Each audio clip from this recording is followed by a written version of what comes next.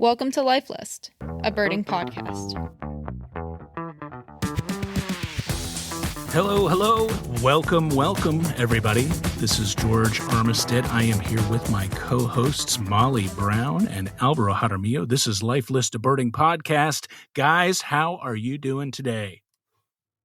Hello. It's a sniffly day over here, so I should apologize to the listeners in advance.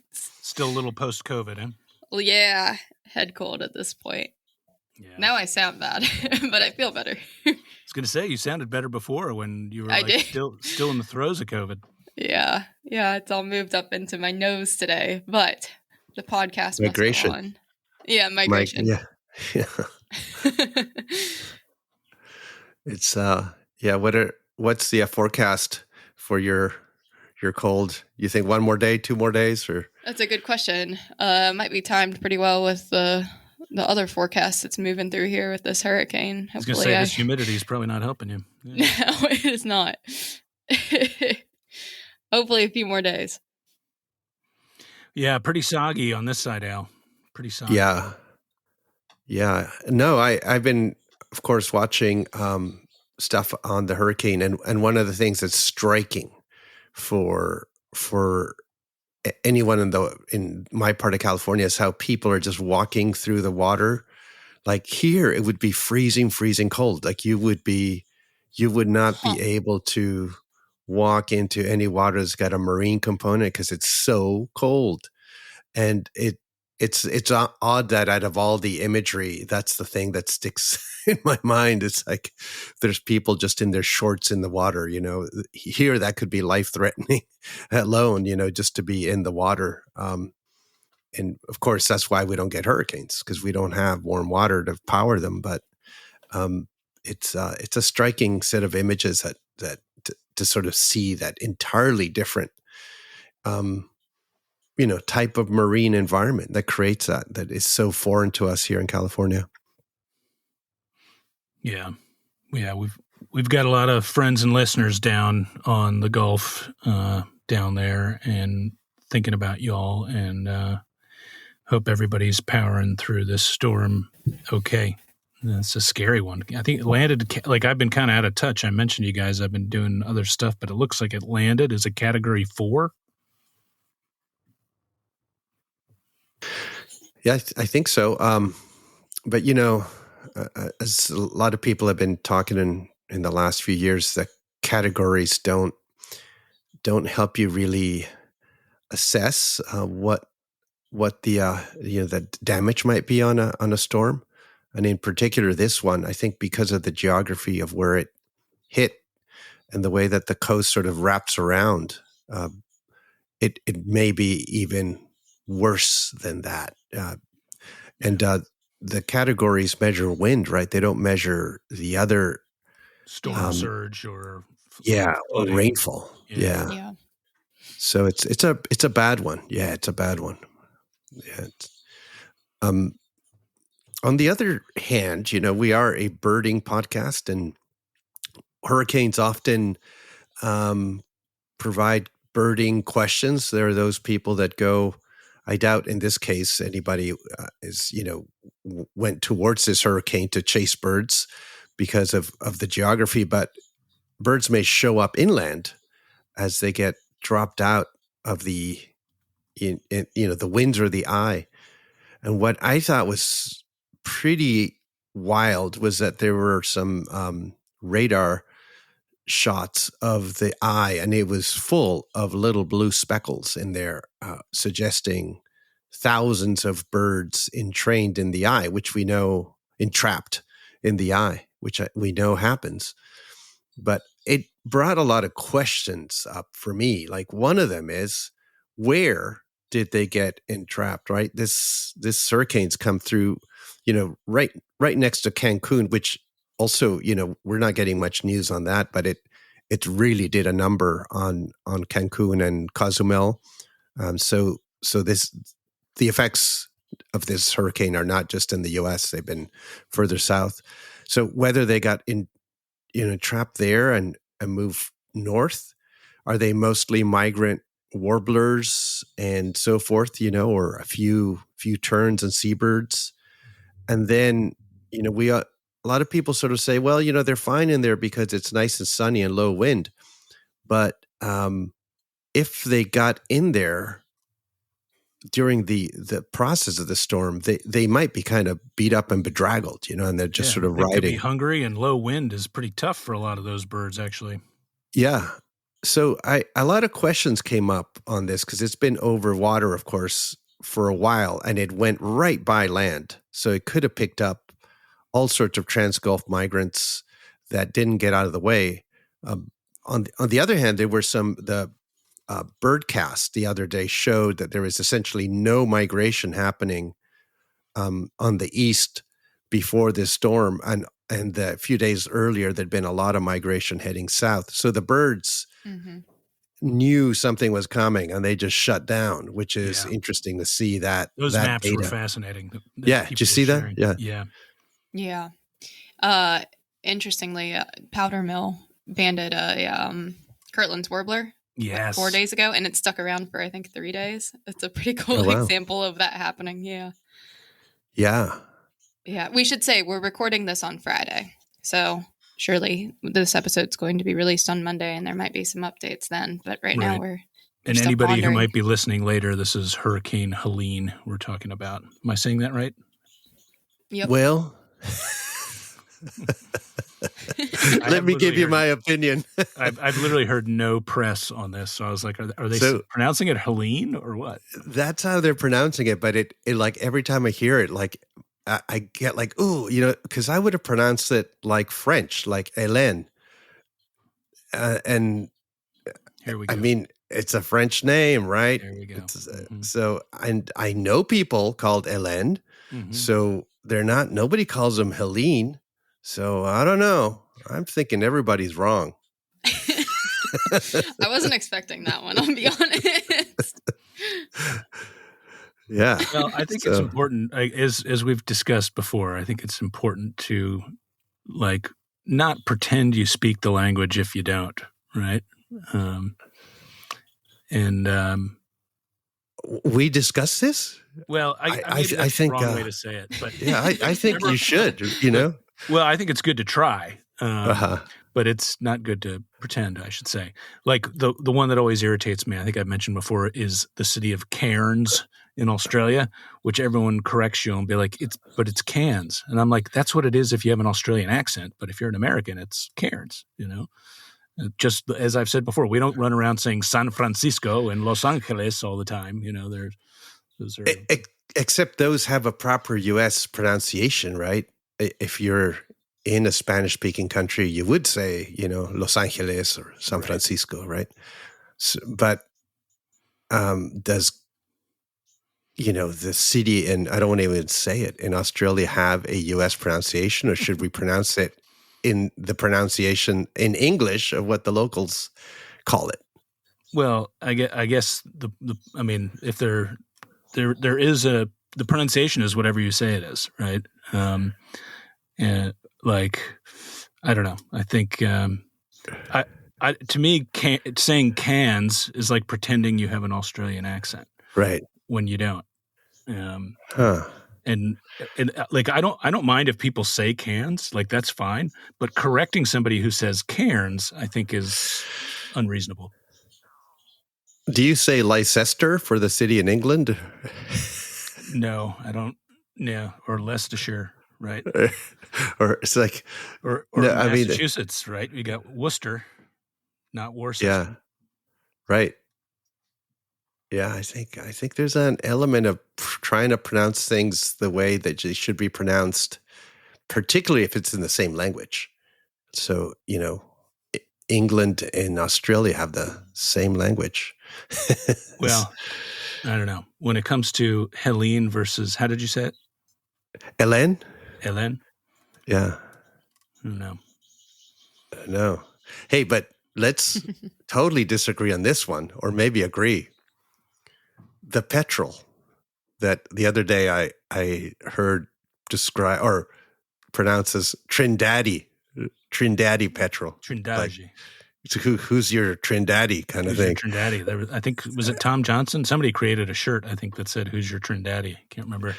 And it just sounds so wrong. And I know it's not Trinidad petrol, but isn't it Trindade or something like that? I think that's right. But yeah, again, my Portuguese is poor. Yeah, you've been practicing for weeks. Yeah. It's overstating it a little bit, but yeah, I don't know, but we shouldn't call it Trindade. That just sounds wrong. I struggle with that as well and tend to agree. Yeah. Yeah. Maybe we can Americanize it in a way that's palatable. Trindade.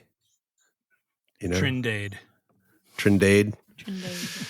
Sounds pretty bad too. Oh my gosh. But just as you mentioned, we are recording as this hurricane has just gone through and still causing a lot of havoc, damage, and creating news that isn't even out yet. So we just want to talk about the fact that we're just discussing the bird aspect of this, and we are really, really hoping everybody pulls through this okay. And it's a bad one, and we already have reports of 20 people who have died. I think it was. Yeah. So that's just now. So it's not. It's a serious deal. Yet it does create bird-related questions. These storms affect them as much as they affect us. They are ornithological events also. Yeah. Right. Yeah, and we do wonder about the fate of those birds, as you say, that are trapped in the eye, as that is surely now in the process of disintegrating, where these things will end up. Right now, the eye looks like it's kind of right where the northern Georgia, southeast Tennessee, western North Carolina borders all meet, and looks like it's tracking kind of northwest. So, yeah, we'll keep an eye on that from a birding perspective while keeping in mind our friends that have been affected as well. I thought we might we've gotten some really good listener feedback lately based on some of our recent conversations. I thought we might jump into a couple of these. One was from Redmond Brubaker, who said, "I've got a few things to reach out about." One, he said, "You've probably seen this already, but science journalist Ed Yong, his most recent newsletter is all about his pelagic trip with Alvaro's Adventures. It was a fantastic read. We can provide the link for that in the show notes. Also, it'll be in the upcoming Lifeless newsletter that Eric Bonesley's putting together, so check that out." He also said, "I eat hummus by the tubfuls. I never let a hummus container be unscraped before it hits the trash can. I can affirm Alvaro's dexterous index finger theory, and I recommend using your index finger to de-hummus the final bits from any container. It's much quicker than Molly's civilized rubber spatula method and more effective than George's pinky finger shenanigans." That is well noted, Redmond. Also, I approve that message. Also, he said, "George, you mentioned some of the local birding notes around where you're at." He said, "You should discuss the scientific wonder that is Jason Feehan's yard in the outskirts of Philadelphia." Jason's in Winmore, which is like practically where I grew up. And he's turning up all sorts of amazing birds in his yard. He had a Townsend's warbler during the solar eclipse, a black-throated gray warbler just this week that lots of people have been going to seek out, and as in the past had summer tanager western kingbird. And for a relatively small suburban backyard, Redmond says he's planted a bunch of fruit trees and other native plants and spends a lot of time watching and waiting to amazing results. So thanks for pointing that out, Redmond. And Jason Feehan, man, keep up the good work. It's amazing what he has dug up there. So some good points. What do you think is the issue with the yard? Like, why is it so good? Is it placed in a particularly interesting spot, like by a lake edge or where rivers meet or something? Or any I was idea? Looking at it because I was like, man, this is in Winmore, which is like really it's just outside of Philadelphia. It's like a neighborhood, like the neighborhood I grew up in Northwest Philly is directly adjacent to that. This is just across the border. And I'm looking and I'm like, this looks pretty homogenous to me.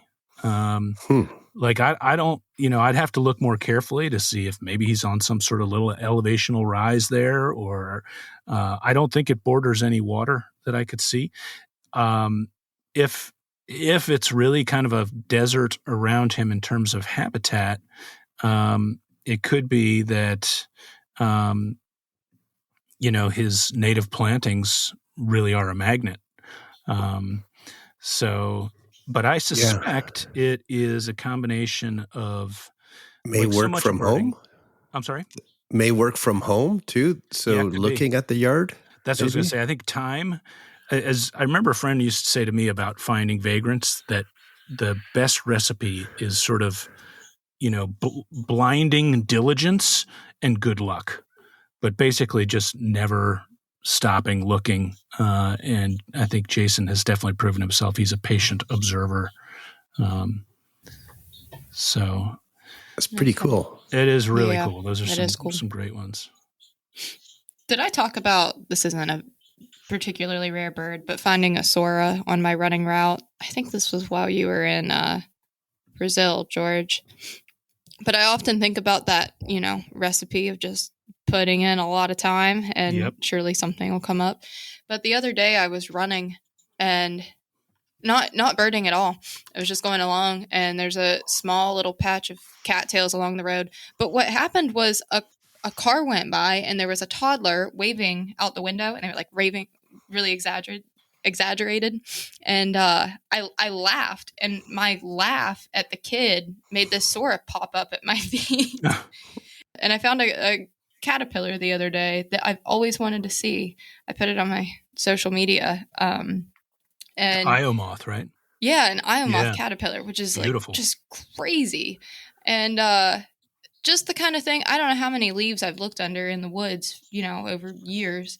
And my dog stepped on it in the gravel, and that's how you find it. Just funny how that works out. I guess that's the blind luck side of it. I feel like it's a combo, right? A lot of luck, a lot of looking, and some luck. And, yep. Did you contemplate that the toddler may have not been waving, but pointing at the sora, saying, "Look down, look down"? Man, I wish they were, but I don't think that was the case. It was really tucked away. It was pretty cool, though.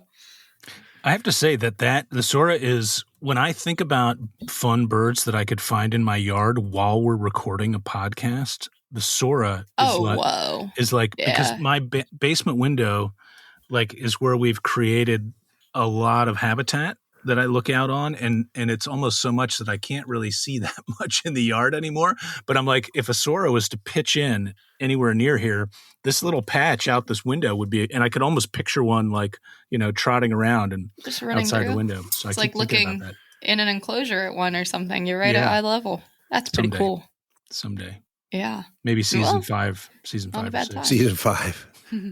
We used to have a lawn in the back, and then one rainy morning, it was actually early winter, I had a snipe sitting in the middle of the lawn. Oh, wow. That was pretty cool. Wow.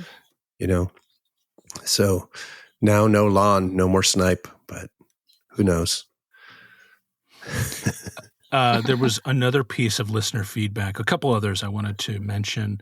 One was from Peter Wimberger. And this was going back to a discussion we had quite a few episodes ago, but I believe it was this season. He said, your discussion of the orcas hunting humpbacks reminded me of an experience last spring in the Waddell Sea. I saw a naturalist guide on the trip, and on the morning of our entrance into the Waddell Sea, started giving a scheduled talk on whales to passengers. I started by telling them that they should stop me in the event that, I guess he was giving the talk, that they should stop me in the event that we actually saw a whale, because that was way better than listening to me. Literally a minute later, someone calls out, "Orcas!" A group of about 20 orcas split into 3 groups and were hunting humpbacks.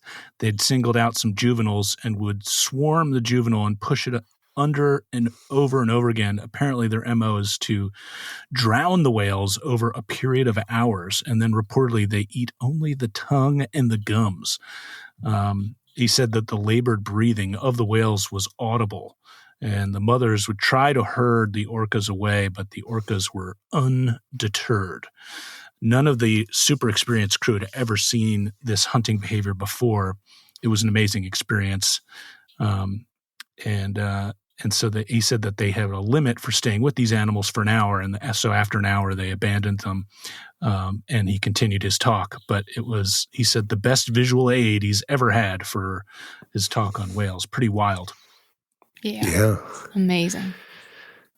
I wonder if, because so much in the killer whale's life is passed on culturally, if the eating of the tongue and gums is like they've never tried to eat, another part of the animals where it's like, hey, this is good too, right? And let's tell the others, or if it's just a question of how accessible some of the food is versus, and eventually it may sink or what have you, and they just take whatever's the best stuff and then move on.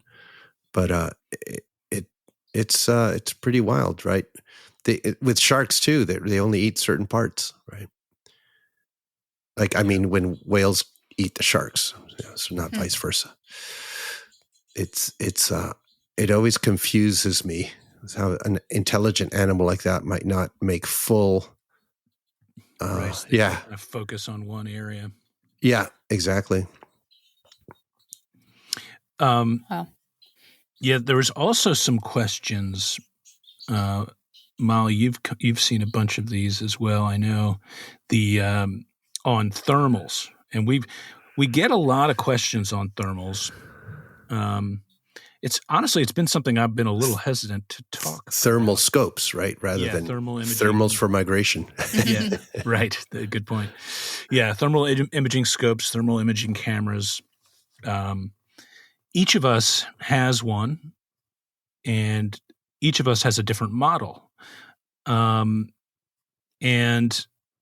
these are becoming so widespread now, and there are so many more options available than there were even a year ago, much less 2 years ago. There's quite a market and a variety of products now. We get a lot of people asking us about these. I was a little hesitant to talk about it at first because you just don't know how these are going to be used. But at this point, they have really kind of, I feel like, permeated the consciousness of birders, and lots of people are using them for a variety of things, and they certainly are useful for searching for wildlife and sometimes filming them. And a lot of our friends and colleagues have posted even videos that they've made with their thermal of animals and birds that they've seen at night. Our dear friend Tom Johnson, who we lost last year, he did an incredible amount of work with thermals to document migrant songbirds at night, and even just crazy things. And a lot of people know about what Tom did with thermals, but at any rate, maybe I'll start. I have the Leica Kalinox, which is a higher end model that I bought a couple of years ago, and I really like it. But it is definitely at a price point that would not be suitable for all, if not many. But it is a really good product. I will say that. And I've only just started to get to know it. And so that's what I'm using. My friend Sue Heath had messaged and was asking what I was using specifically. I know you guys use something different. I should also say that we received a message from Jonathan Ley. I hope I'm pronouncing his name correctly, Ley, a really great message in which he said that in part because of listening to us, he composed an online article about it's titled Thermal Birding, and it's from March of last year, but I think it looks like he made some minor updates this month, in which he talks about what it is and how it's done. And he actually profiles, quite a few different products, including the Leica that I mentioned that I use, some Pulsar models, Taipans, which are some of the more popular ones. So that will be in the show notes, and also again in the Life List newsletter, which we recommend you subscribe to, because there's always good stuff there like this. But yeah, Jonathan Lay's article will be there. But Molly, maybe tell folks about what you're using and what you've seen with your thermal. Yeah, I was going to say, we should also each talk about how we use our thermals, because I think we each use them differently too. And we should talk about how Tom used it as well, for folks who hadn't seen the work that he had done with that. Because in his case, a lot it wasn't, he was using it as a tool to then photograph, right? Yeah. So I have a Pulsar. It's a model that is, I think, about 4 years old now and isn't currently being made, but it's a Pulsar Axion. It's a sort of middle of the road price point, which, to clarify, mine was around $1,500 when I got it. And I think they're newer models. They have similar ones that are in the same price point too. So that's what I have. At this point, 4 years ago, I recommended it. At this point, I wouldn't, and I can talk more about that. But a little bit of what I use it for, mostly when I get it out now, it's for doing things locally, like in my patch. Even like in the winter when it gets dark early and I'm bored, I'll go drive around at night, and it's looking for mammals for the most part.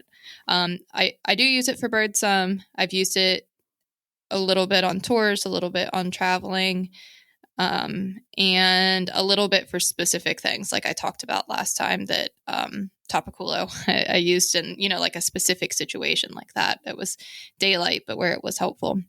So maybe we can get into that a little bit more, and I can talk about the pros and cons for each from my perspective, but that's what I use. Nice. And Al, what are you using for thermal so far? Well, I kind of don't use it much, so I haven't really used it much. But it's called like an infrared. I don't know what the company is now, but it just clips onto your phone, and it's pretty affordable too. It's right. It's a few $100. Yeah, and the images are on your phone, and you can grab them as videos directly, and you don't have a standalone kind of machine thing that you have to. It's little. It's really tiny, but I'm not sure what. I mean, the resolutions seem to be like right up there with sort of the lower end thermal scopes, and I do wonder if you have one of these, if it's worth getting something higher up or not, or if it does the trick. And I haven't used it in the day or anything, but I've used it a little bit, and it's pretty cool. Yeah. I think Molly's point is as to how you plan to use it matters. One of the reasons I spent a bit more on the model that I did was that I did want to be able to try to search for small songbirds migrating at night. I haven't actually ended up doing that very much yet, but I still expect to do it. But I don't know enough to say what kind of resolution you want exactly. I think in Jonathan's article, he gets into this more. But that was part of why I did opt for a more expensive model, was that I the first time I took out the Leica, one of the things that I thought was pretty cool was just I went out with my buddy Liam Hart at night and nearby here, and we had like a flock of snow geese that must have been over a half mile away that I could see in the thermal. And that was pretty awesome. And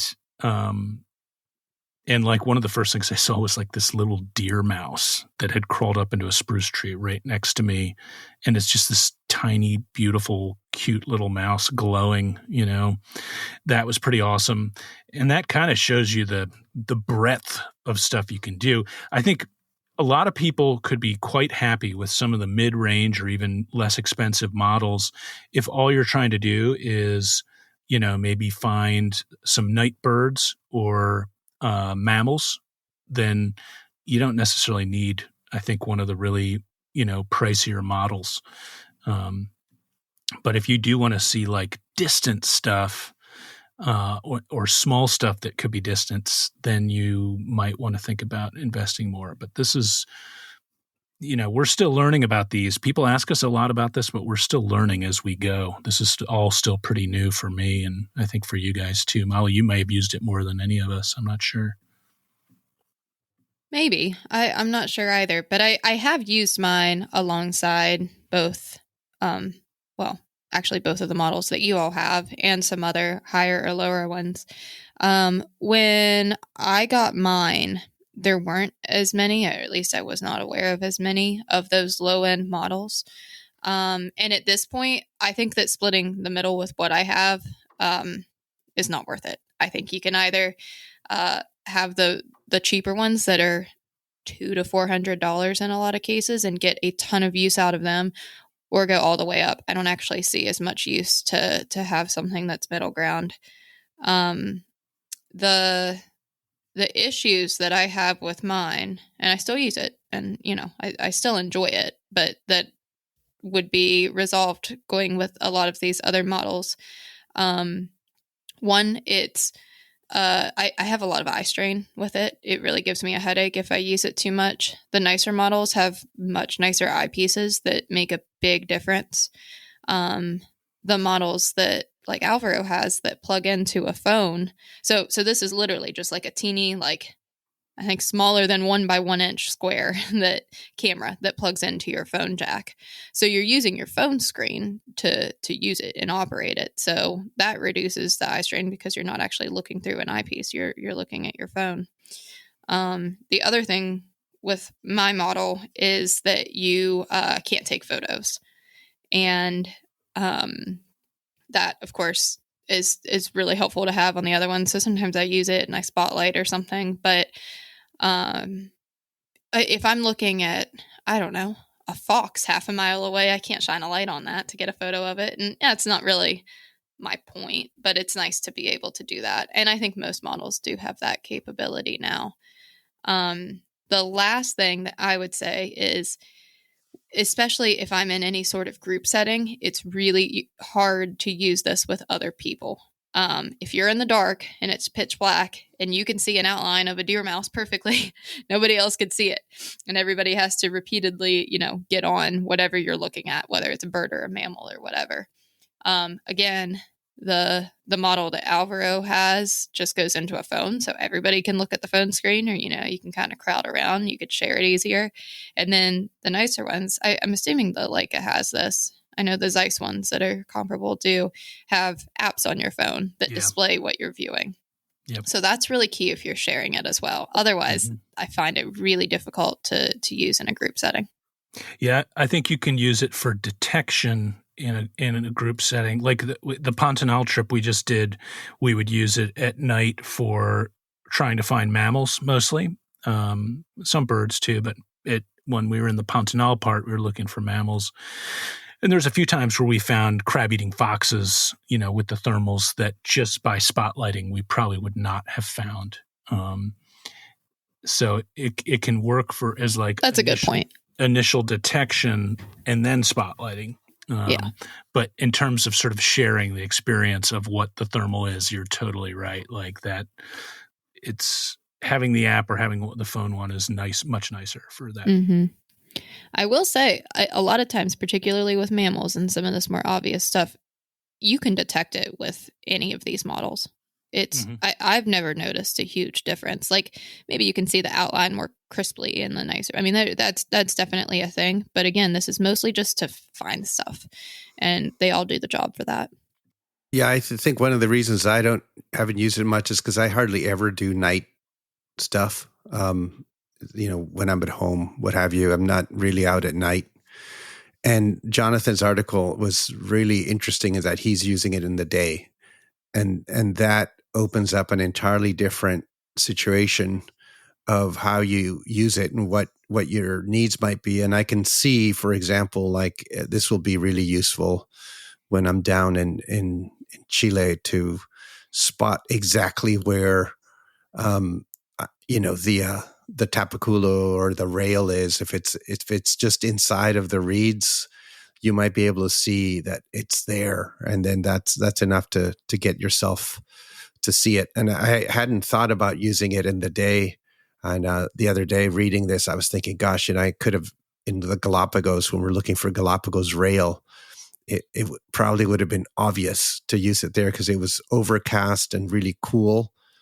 And the heat signature of that bird probably would have been really noticeable, and took us a while to actually find it. But eventually we did. So I think the highest leverage, like thermal bird I might have had was the green-breasted pitta in Uganda, which is, a bird that was basically nobody saw until 10, 15 years ago. I forget what the date was when it was kind of rediscovered. And now they've got local guides who are tracking it and kind of know where it is a lot of the time, or can find one. But even if you get one calling, seeing it is a whole other matter. And so this tour I did Uganda last year, we're trying to find it, and we're hearing the thing call, and it's kind of a ventriloquial call too. It's like sort of one of these things you can't necessarily tell how close it is from the sound of it. And finally, we got to a point where I was like, okay, I'm going to try to thermal. And as soon as I got the thermal out, I saw this thing, like it was up in a tree about 40 feet off the ground, and I had a completely clear line of sight on it, like completely unobscured, except that I just couldn't see it until I saw it with a thermal. And then I was like, that's so cool. God. Yeah. And we all managed to get views of it after a little bit of work. But I don't know if we ever would have seen it without the thermal. Mm-hmm. One of my favorite instances with mine was a few years back in the Osa Peninsula of Costa Rica. I was with Josh Coville, and we were looking for mangrove hummingbird. And first off, we used a little bit of playback, and it's fun to use playback on a hummingbird too. And it was sitting under the forest canopy, and we could tell it wasn't moving, and it was just singing nonstop. And it's really hot, and it was midday. It was kind of our drive in, so it was just, passing a good spot, and it wasn't the ideal time to be looking for any birds, but we were there. And even though it was hot all the way around, we were under the forest canopy, so you could actually pick it out with that, and then we were able to see it. It's pretty fun. Anyway, yeah, I think it's interesting that each of us have settled on different models and may yet change what model thermal we use. But good article there by Jonathan. Check it out. Thanks, Jonathan, for sharing it with us. You've done really good. One last point for travelers, though, is that some countries theoretically don't want you to be taking potentially. They're classified as something you don't want to be traveling with overseas in certain countries. So that is a very good point. Yeah. And the little clip-on doesn't look like anything. Yeah, it doesn't. It's the last thing anybody would expect as a thermal. So you can have it. You could even have it, and with a whole bunch of other electronics, and nobody would ever know. So that's a something. Really great point. Yeah. Well, I would say for anyone who's considering it, it is totally worth it to get one of those starting price point ones. They're fun. They're relatively low, barrier to entry with that price. And then if you want to upgrade later, upgrade. But you'll get a lot of fun out of it. Mm-hmm. Yeah. You'll stare at everybody in your room and be all surprised. Your pets. And then you'll take it out. Yeah, exactly. Looking at your dog. Check out your dog. Yeah. Oh, we've all done it. Yeah. Not me. I just heard about it.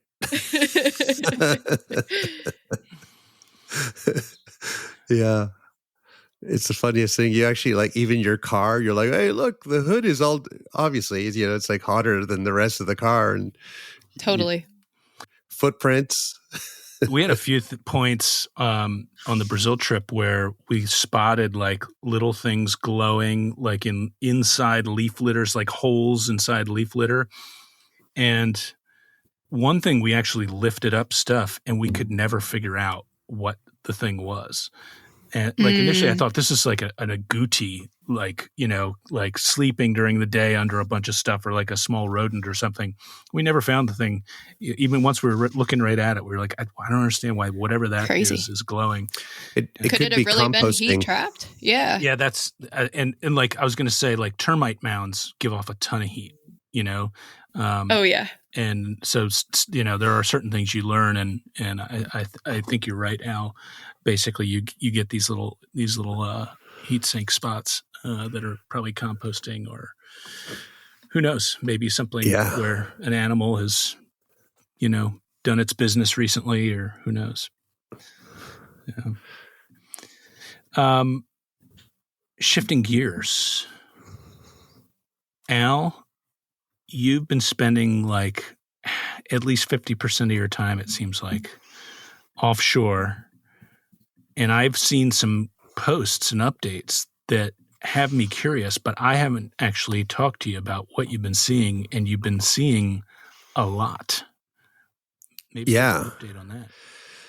Well, the ocean is seasonal, and so what we see early, like in June, July, starts shifting into sort of peak, which is, I would always say, it's sort of like mid-August to sort of late September, and that's diversity in numbers and so forth. And we really have had a season that is really incredible for some rarities, but also some things that we just had never seen in such high numbers. We had big number days of buller shearwaters, and a big number day of pink-footed, and a big multiple big number days are, probably our top 5 days ever in like a dozen years of doing this, of Arctic terns.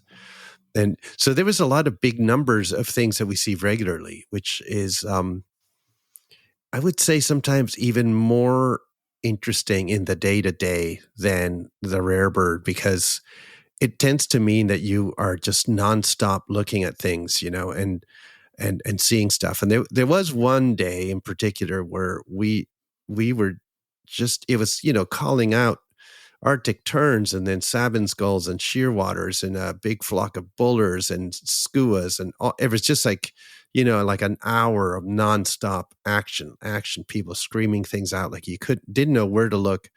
And one of the California birders who's been on a lot of trips said that was the best hour of birding in my life. Wow. It's like it's like probably overstating it, but you get the point, okay. Right? Must have been pretty damn good. It was good. And so it's been a really great season. And also blue whales, fin whales, I started talking about them early in the season. They've stayed. The fin whales have been here more than we've ever seen. And that's all been exciting. And recently we've also had the offshore weirdos, like we had a ibis flying around, white-faced ibis flying around out there, and, unidentified peewee. We had a couple of swifts, and one of them, I didn't see, was identified as a chimney swift, which is pretty rare. So it's just sort of these Chitura pelagica. I mean, right? Yeah, yeah. It is pelagica. Yeah. I'm not sure where the original one was captured, but maybe there's a story there. But yeah. I read up on this once. I think it was a mistake, basically, how that was applied. I forget why, but yeah. But it's been really good, and we've had our rare ones, of course, like short-tailed albatross, and we've had also this best ever year of Guadalupe merlets. So we had consistently, for several trips where we would find Guadalupe merlets, and if you've never been out here and you think, well, they're California birds, it's there on the field guide.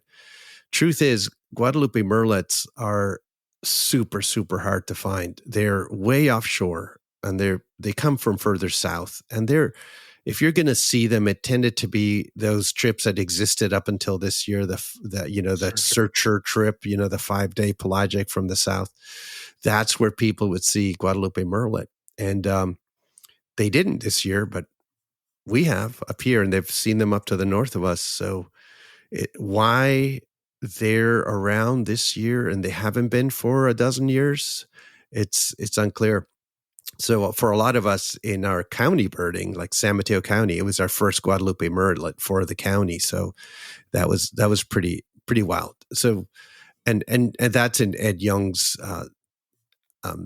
his write up. I'll let you read it just because it's kind of a fun thing of the ups and downs of birding. Let's put it that way. And also don't stand near me if I find something rare offshore, because I will yell. I will yell right in your ear.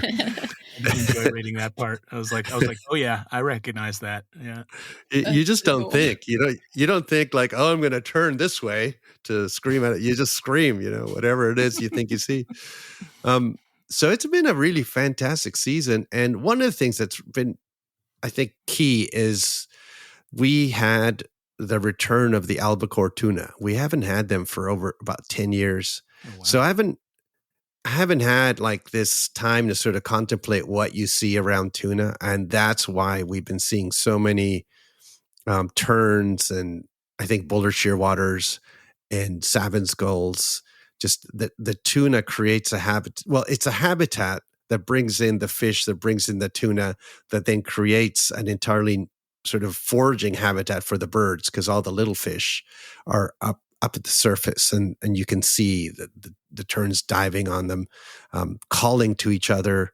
I mean, just hearing pelagic birds call is a whole interesting aspect too. When you hear terns out there calling and doing their thing, they're having a good time feeding.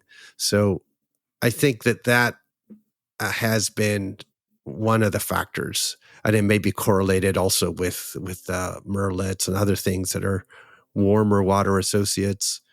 And my guess is that there's not much food offshore, which is one of the things early on I sort of contemplated, and that's why things are squeezed in a little closer. And by closer, I'm talking 25 miles away rather than 60, because we can't get to 60, but we can get to 25 miles. So I think that's what's created a great season this year. So yeah, super, like top. And I hear a certain Molly Brown's going to be coming over. Right at the end. Right at the end. Yeah, I'll be able to talk about this in a couple weeks. It'll be my first Pacific Coast pelagic. So wow. It's going to be some good stuff for me. The Pacific white-sided dolphins alone might make yeah. Even if the locals are going, oh, well, not a rarity in sight, you're going to be like, whoa, look at these I'll be things. the one holding down the fort on that end. Did you say that this is a Bodega Bay trip, Al? Bodega. Yeah. What are the common species on those, the most abundant species you see usually or out of those trips? Similar to here, I mean, sooty shearwater and common murre. Those are the most abundant things you see. Pink-footed shearwaters, and then it's a great chance to see storm petrel flocks if they're still there. And I assume they should be. It's not too late. And numbers of storm petrels in those flocks, where do they usually fall? The numbers? There's no usual. But this year we had the biggest ever. I think we had 4,000. I think 4,000 ashies in one area. There's only 13,000 ashies. Yeah. Good. A healthy chunk of them right there. Yeah. Amazing. Maybe it's because I talk to you two every week for years on end now. But boy, just in the past year or two, I've gotten so excited about pelagic birding. And it is what I want to do most right now. I can't wait. It is just like the most dynamic landscape you could possibly imagine if you spend all your time on land. Totally unpredictable. Like the fact that I can't answer after decades of this, how many storm petrel we find typically, it can be zero. Or you could go the next day and there's thousands, and you go the next week and there's hundreds, and you're like, oh, what? And even within the sub flocks within the flock, you will have different proportions. One flock will be the fork-tailed flock, and the other ones are the ashy flocks, and it's just weird. It's crazy. I mean, it's like you said, dynamic. It totally unpredictable, and the fact that we've had a situations this year that have stayed for a long term, I'm like, it's been really cool, because I've been almost able to say to people, I think we're going to see this on this trip. If things hold, and it's that's usually not the case. Often it's like every day is totally different, but we'll see. You'll see some whales too. There'll be some whales. Oh yeah. Oh, can't wait. Yeah, I haven't actually read Ed Young's article yet, but I was delighted to learn he has this blog. So I've read his books. I just really, really love his writing. I'm excited to subscribe to his newsletter as well. So would definitely encourage folks to check his stuff out. It's great. Yeah. He's written about a lot of subjects. He did write an article too about bird names, which was of interest. I think right. I think it was in the New York Times. That was maybe the first piece that I read about of his. Maybe it was just one about him getting into birding. Yeah, good stuff. And he has a dog named Typo. I was reminded of that in his blog. Typo? Yeah, that's his dog's name. Isn't that a great name? I had a friend who had a dog named Zero. I thought that was pretty good too. That's a good one. Yep. Yeah. And the book that I think we should mention it's called An Immense World: How Animal Senses Reveal the Hidden Realms Around Us, by Ed Young. And you gotta read it or listen to it, because there's so much here that even people who are pretty knowledgeable about nature have not read. That it just summarizes all sorts of stuff, and it created a lot of questions for me, including how research on bird color, like when we have research on mate choice and all that, and displays and bird color, and it occurred to me that we are seeing it through the lens of, well, our lenses, obviously, but that when he describes that the birds are seeing not only more colors, but they have like a fourth dimension of color, we can't even imagine that. Right. So then how are we summarizing what their choices are when we can't even contemplate what they can see? And it occurred to me that some of the, a lot of high level research may be totally off, like totally off. So that it's a great book with all sorts of, stuff on elephants, and I don't know, it's a pretty fantastic book. Yeah. What is the phrase? I haven't read this book it's been several months.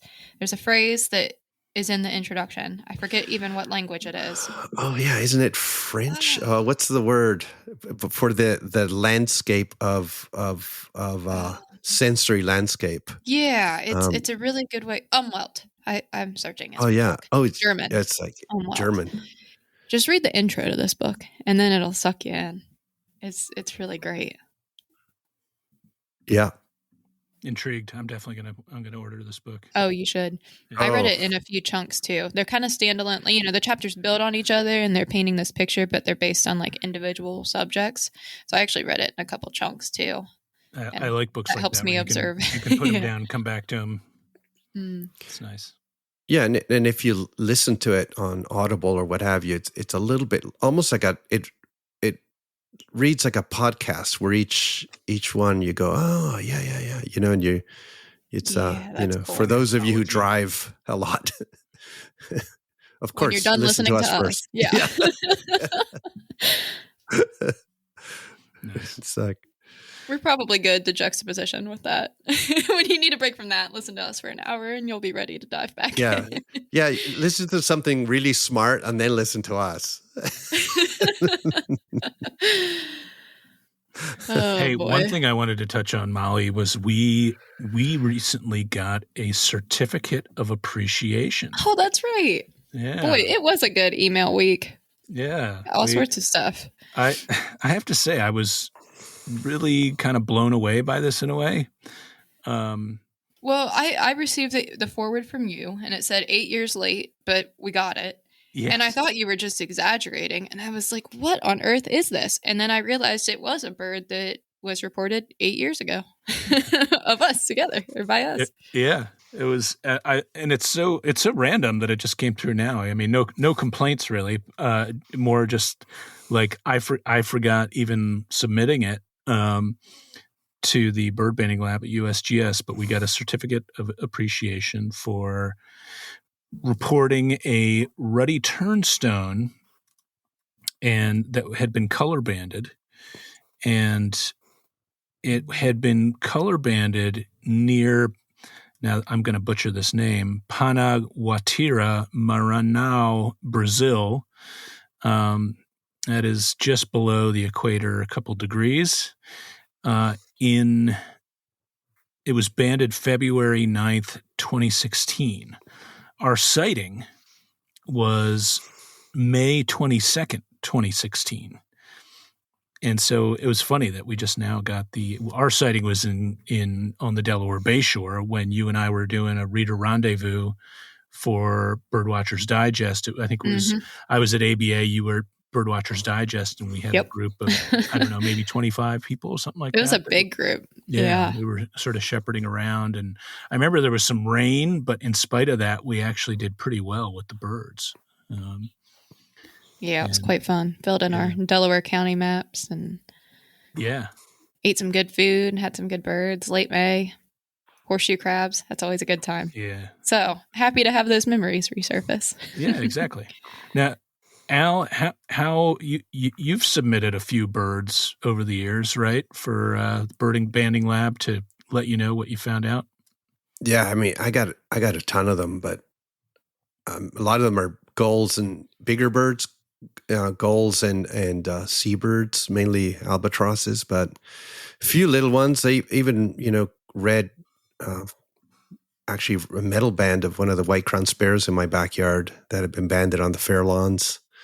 So I've got a good number of them. And then back when I was banding, I had one recovery of one of the banded common terns when I was summer job that showed up in Suriname. I remember that was pretty cool. Yeah. So but I'd like to calculate what the oldest bird I've recovered or seen is, and and what the most distant recovery. I did once also see a peregrine falcon in Chile with an antenna sticking out, and we were able to identify which one it was based on where it was, and that bird, had been going back and forth between the Arctic and Chile. Oh wow, it was a tundrias. Yeah.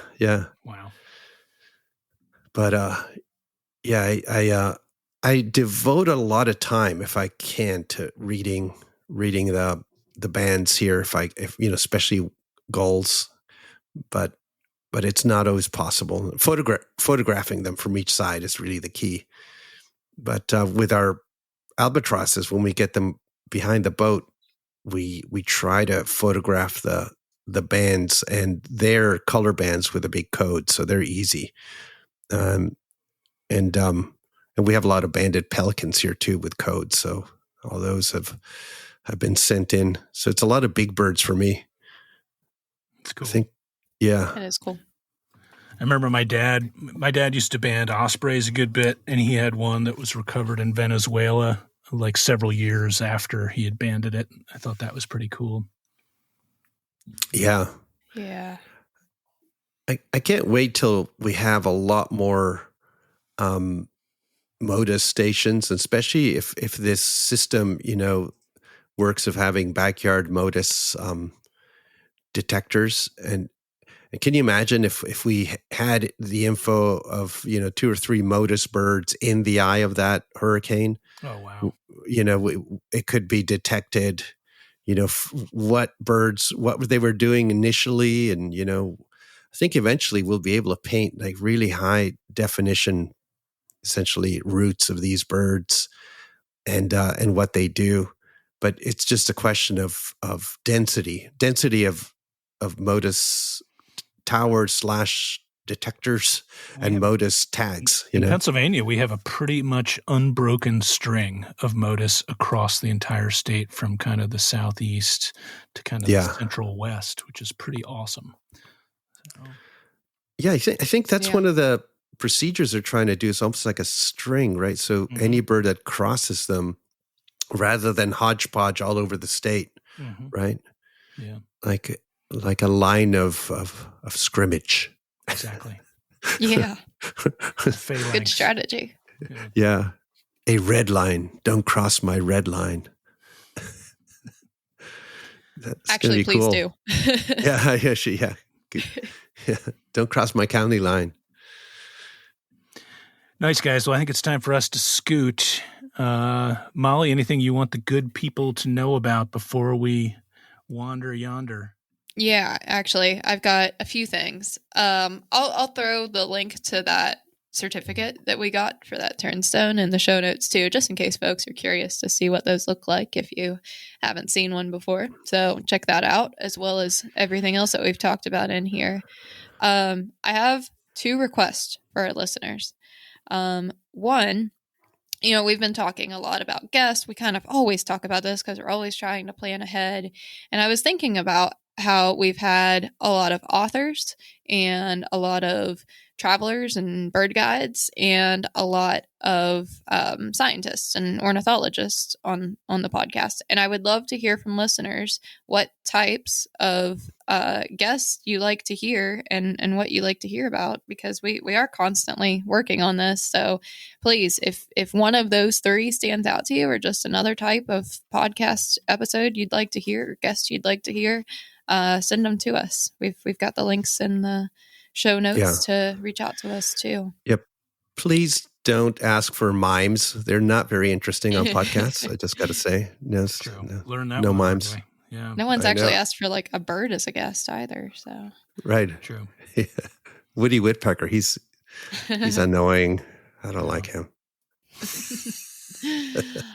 The second thing I wanted to ask is my company Nighthawk is doing a collaboration with the Rio Grande Birding Festival. They have a table that they've started that's for nonprofits who aren't attending the festival to add their information. So whether you want to mail a handout to have on display at this conservation and community science table, or if you don't have something physical to mail, you can send us a flyer with like a QR code to your website and we'll put that out. So I have a link, or I'll put a link in the show notes for that too. If you know an organization that would like to have information there for several hundred birders to see in November, I've got a little form for you to fill out, and we'll display your information. One more thing, and I want to tell you too. This episode right now is episode 97 for Life List. We are coming up on number 100. So, yep, we're gonna have to make a plan and do something cool in a couple weeks. Yep. We're rolling right along. That is a good point. Yeah. That's all I got. It only feels like 52. You guys make the time fly. Aw. First time he's been nice to us. Episode 97. 97. That's all it took, was 97 episodes. Yeah. 99 is going to be a big one. Party like it's episode 99. That's right. Excellent. Alvaro, what should folks know about that they may not know about? We have a Spain tour coming up next spring. It'll be in May. We have spring in Japan in May with migrants, and winter in Japan in February. All those have spots open right now. Winter in Japan, awesome, amazing. Nice, excellent. Yeah, at Hillstar, we are starting to release some of our 2026 tour dates. You can find those at hillstarnature.com. I would definitely encourage folks to look at some of our 2025 trips that still have space, including Brazil, the Pantanal, and there will be an Atlantic Forest extension similar to the trip I just did, this one guided by Phil Shawn. And we also have a Puerto Rico trip coming up at the end of next year, guided by Jason Hall and Troy Bynum. And my India tour to the Ghats in the Deccan Plateau, really hoping we can get a couple more folks on that one.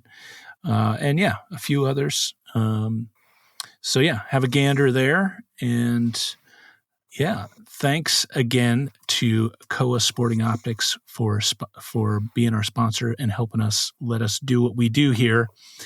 And Molly, Al, thanks so much. Everybody, thanks for listening. We'll talk to you again soon. See you, folks. Bye-bye.